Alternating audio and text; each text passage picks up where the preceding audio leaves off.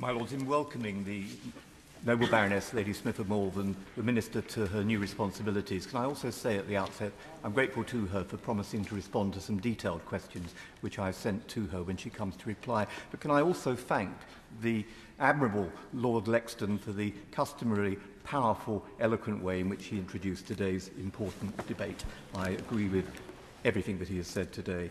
For family reasons, my noble friend, crossbench colleague Lord Panic, is unable to be here today.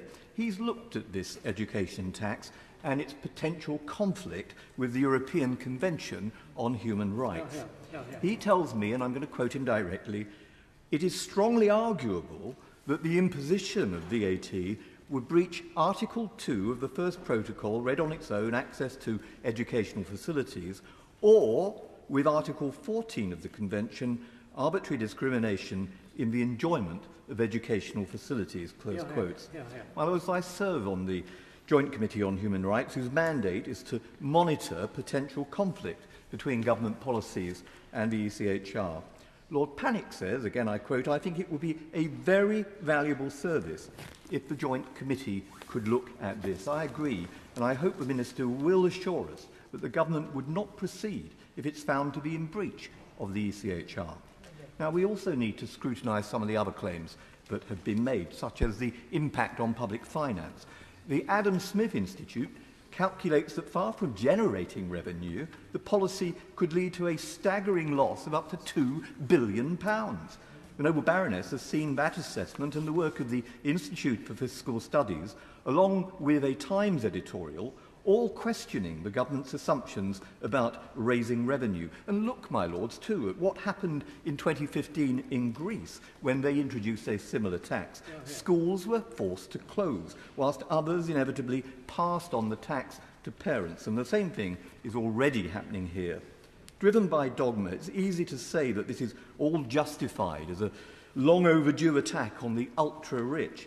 But as the Noble Lord has reminded us at the outset of the debate, this regressive double tax on people who have already paid for universal education through their income tax will not impact wealthy families who pay for education often anyway through property purchases in sought-after school districts, merely increasing educational inequalities.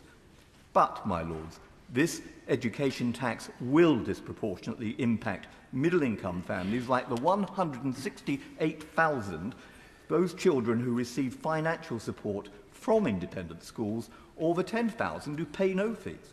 These are the families who will suffer, many of whom have made great sacrifices for their children's education, not those with ultra-deep pockets. Those affected will include men and women in our armed forces, families who make use of the continuity of education allowance. Some say they are having to consider exiting military service as a consequence. How does the Minister respond to their appeals and to professionals, including those working in education, policing and healthcare, who rely on the wraparound care provided by many independent schools, or to the single mother whose letter I sent to the Minister and for whom independent schooling is the only way in which she can maintain her employment? And, my lords, as the Noble Lord Addington has reminded us, what about the impact on children with special needs or mental illness? The Noble Lord gave us a figure earlier on, which I had not heard before, but as many as 90,000 will be affected by this. They have chosen an independent school because of the school's particular expertise or focus on those children.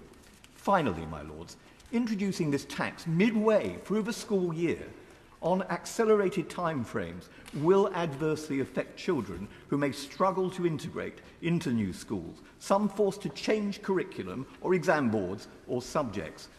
Top of our concerns, yes, at the heart of this policy must be the impact on children. It clearly isn't. This taxation is punitive, unjust, unfair, may be in breach of the ECHR and will worsen educational inequalities. For all those reasons, I hope the government will think again.